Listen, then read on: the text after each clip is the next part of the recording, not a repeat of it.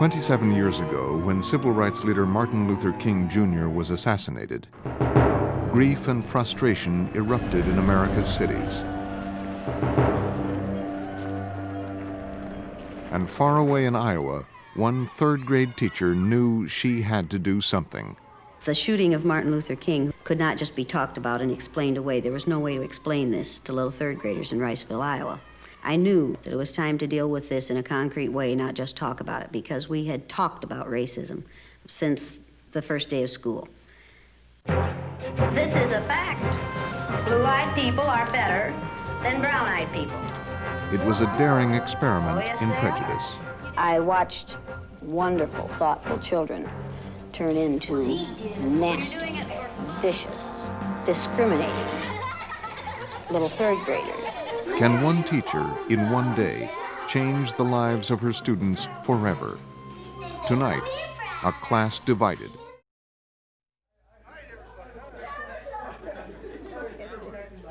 August 1984. A high school reunion brings some 50 former students to Riceville, Iowa. 11 of them, some with their spouses and children, arrive early for a special reunion with their former third-grade teacher, Jane Elliott. And this is my husband. This is my husband, Tom. Tom, Brian.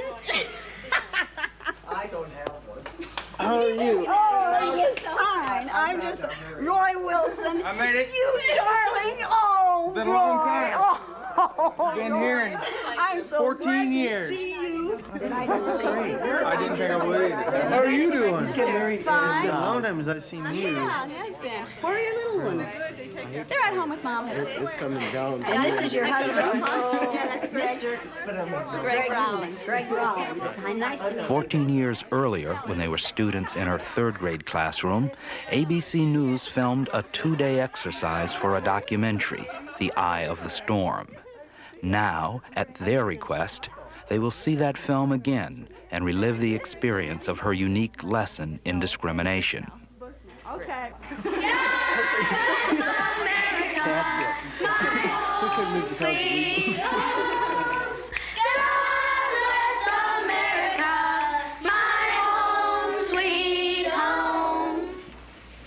This is a special week. Does anybody know what it is? National Brotherhood. National Brotherhood Week. What's brotherhood?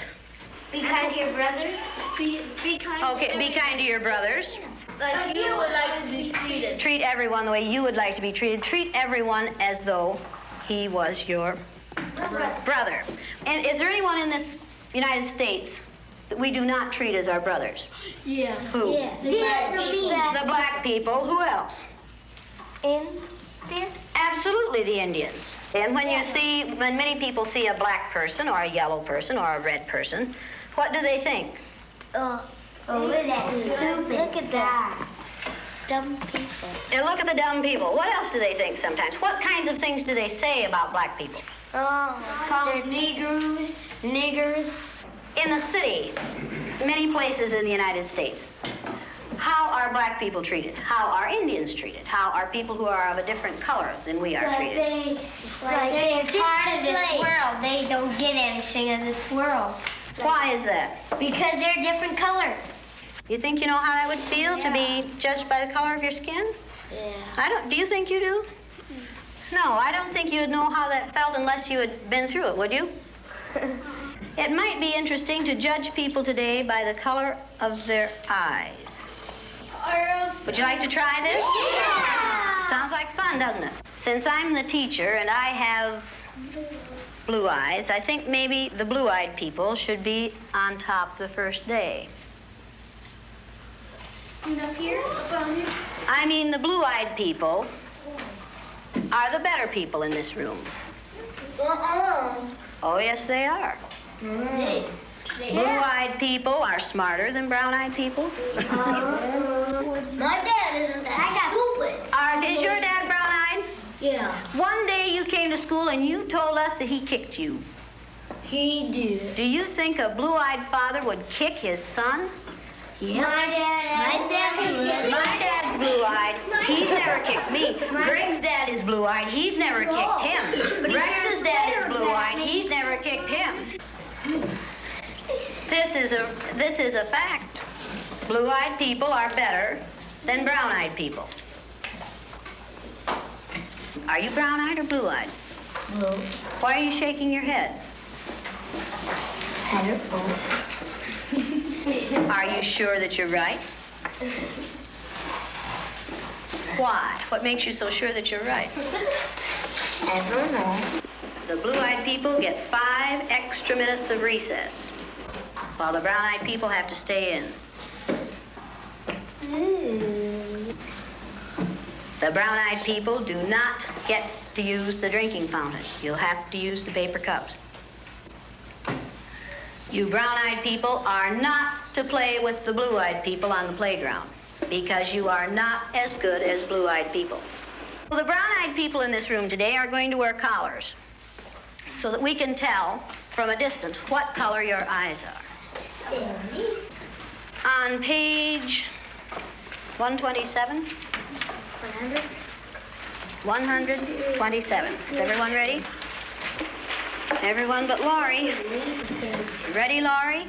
Brown-eyed. She's a brown-eyed. You'll begin to notice today that we spend a great deal of time waiting for brown-eyed people. The yardstick's gone. Well, okay. I don't see the yardstick, do you? It's coming over there. Hey, Miss Knight, you better keep that on your desk so if the brown-eyed people get out of hand. Oh, you think if the brown-eyed people get out of hand, that would be the thing to use? Who goes first to lunch? Blue-eyed. The blue-eyed people. No brown-eyed people go back for seconds. Blue-eyed people may go back for seconds. Brown-eyed people do not. Brown-eyed. Don't you know? They're not smart. Is that the only reason? They'll take too much. It might take too much. Okay, quietly.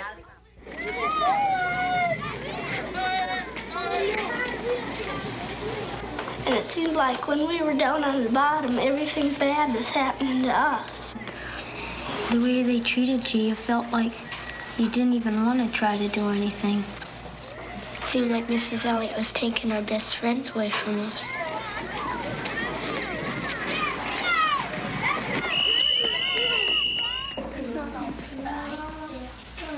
What happened at recess? Were 2 of you boys fighting? Yeah, Russell and John were. What happened, John?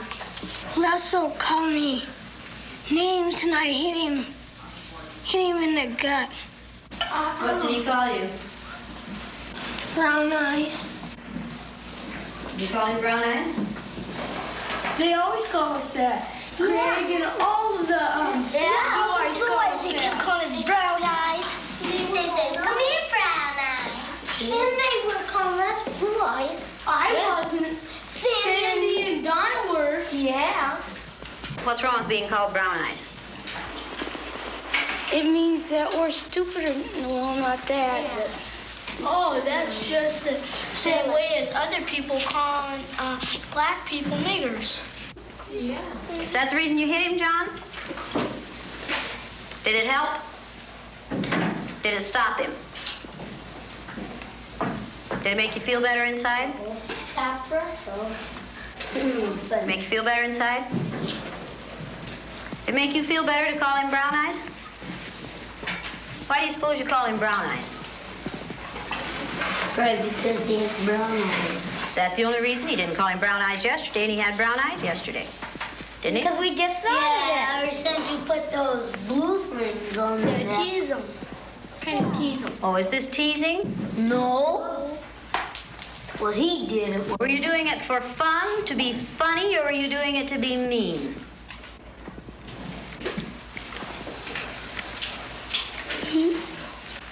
I don't know. Don't ask me. Did anyone laugh at you when you did it? I watched what had been marvelous, cooperative, wonderful, thoughtful children turn into nasty, vicious, discriminating little third graders in a space of 15 minutes. Yesterday, I told you that brown-eyed people aren't as good as blue-eyed people. That wasn't true. I lied to you yesterday. The truth is that brown-eyed people are better than blue-eyed people. Russell, where are your glasses? I forgot them. You forgot them. And what color are your eyes? Blue. Susan Ginder has brown eyes. She didn't forget her glasses. Yeah. Russell Ring has blue eyes, and what about his glasses? He forgot them. He forgot them. Yesterday we were visiting, and Greg said, "Boy, I like to hit my little sister as hard as I can. That's fun." What does that tell you about blue-eyed people? They're naughty. In fact, they fight a lot. The brown-eyed people may take off their collars, and each of you may put your collar on a blue-eyed person. The brown-eyed people get 5 extra minutes of recess. You blue-eyed people are not allowed to be on the playground equipment at any time. You blue-eyed people are not to play with the brown-eyed people. Brown-eyed people are better than blue-eyed people. They're smarter than blue-eyed people. And if you don't believe it, look at Brian. Do blue-eyed people know how to sit in a chair? Very sad. Very, very sad. Who can tell me what contraction should be in the first sentence? Go to the board and write it, John. Come on, let's do it again. Loosen up. Up, up, up. Come on. That's better. Now, do you know how to make a W? Okay, write the contraction for we are. Now, that's beautiful writing. Is that better? Yes. Brown-eyed people learn fast, don't they? Yeah. Boy, do brown-eyed people learn fast. Very good.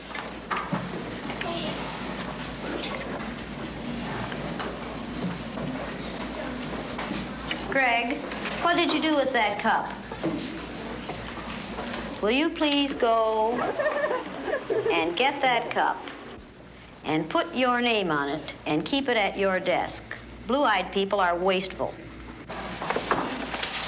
Okay, you want to be timed this morning? Yeah. A. I use Orton Gillingham Phonics. We use the card pack.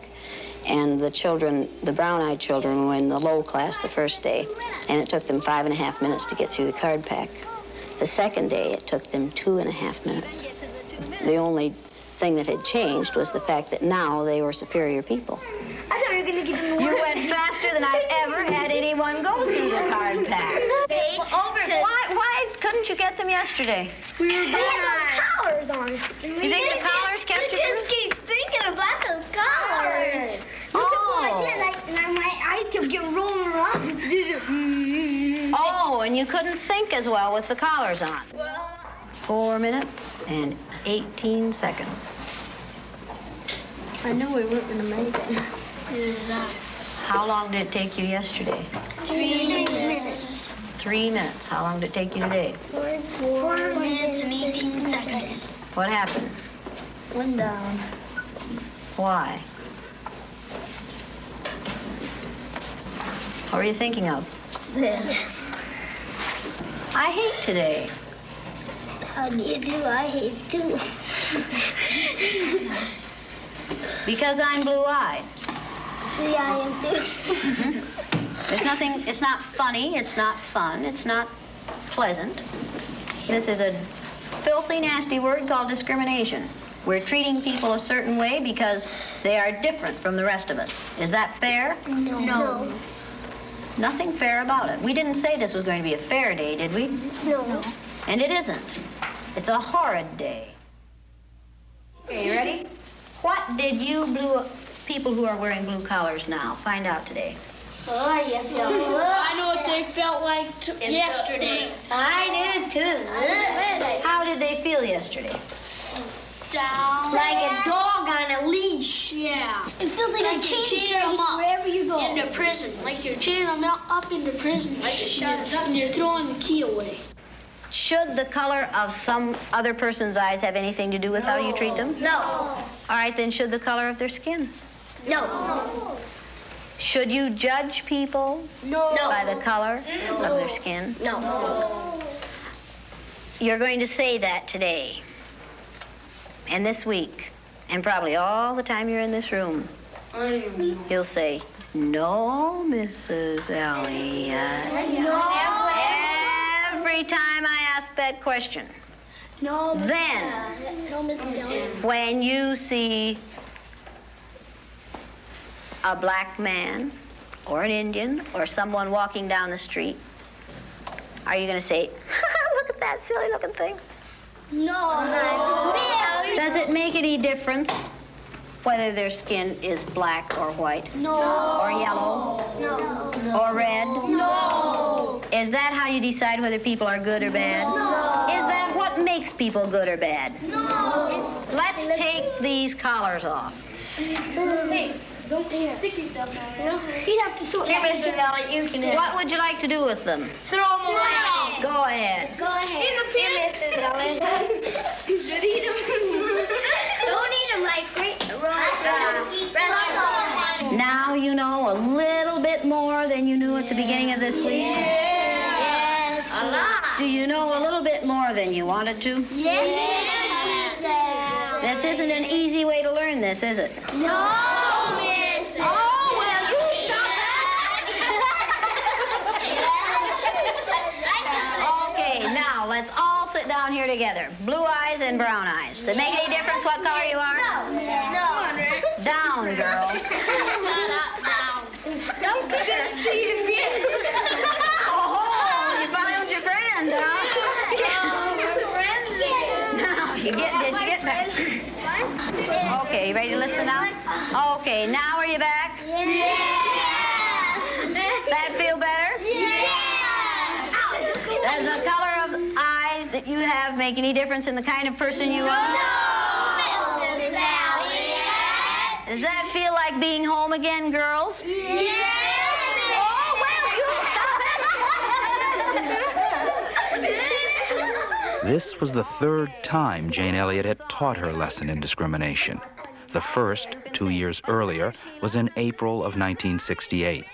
On the day after Martin Luther King was killed, one of my students came into the room and said, "They shot a king last night, Mrs. Elliott. Why'd they shoot that king?"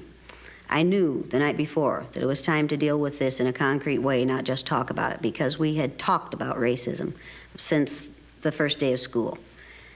But the shooting of Martin Luther King, who had been one of our heroes of the month in February, could not just be talked about and explained away. There was no way to explain this to little third graders in Riceville, Iowa. As I listened to the white male commentators on TV the night before, I was hearing things like, "Who's going to hold your people together?" as they interviewed black leaders. What are they going to do? Who's going to control your people? As though these people were subhuman and someone was going to have to step in there and control them. They said things like, "When we lost our leader, his widow helped to hold us together. Who's going to hold them together?" And the attitude was so arrogant and so condescending and so ungodly that I thought, if white male adults react this way, what are my third graders going to do? How are they going to react to this thing? I was ironing the teepee. We studied an Indian unit. We made a teepee every year. The first year, the students would make the teepee out of pieces of sheet. We'd sew it together. And the next year, we'd decorate it with Indian symbols. I was ironing the previous year's teepee, getting it ready to be decorated the next day. And I thought of what we had done with the Indians. We haven't made much progress in these 200, 300 years. And I thought, this is the time now to teach them really what the Sioux Indian prayer that says, "O Great Spirit, keep me from ever judging a man until I have walked in his moccasins," really means. And for the next day, I knew that my children were going to walk in someone else's moccasins for a day. Like it or lump it, they were going to have to walk in someone else's moccasins. I decided at that point that it was time to try the eye color thing, which I had thought about many, many times, but had never used. So the next day, I introduced an eye color exercise in my classroom and split the class according to eye color, and immediately created a microcosm of society in a third grade classroom. Riceville hasn't changed much in the 17 years since then. It's still a small farming community surrounded by cornfields. Its population is still under 1,000, and it's still all white and all Christian. And though Jane Elliott has continued to teach her lesson in discrimination, there's been little outward local reaction. No objections from school authorities or the parents of the 300-odd students who have by now been through it. The one kid I could really agree with was at recess. He was a brown-eyed kid. He had this inner turmoil against this feeling of being divided or prejudiced against, where he would hit another kid that he's known for so many years in the gut. Whether he also stated that it didn't help any. So that automatically should be a lesson to every adult in the world. Violence doesn't help any. And, you know, this is a film that I hope that my children get to see.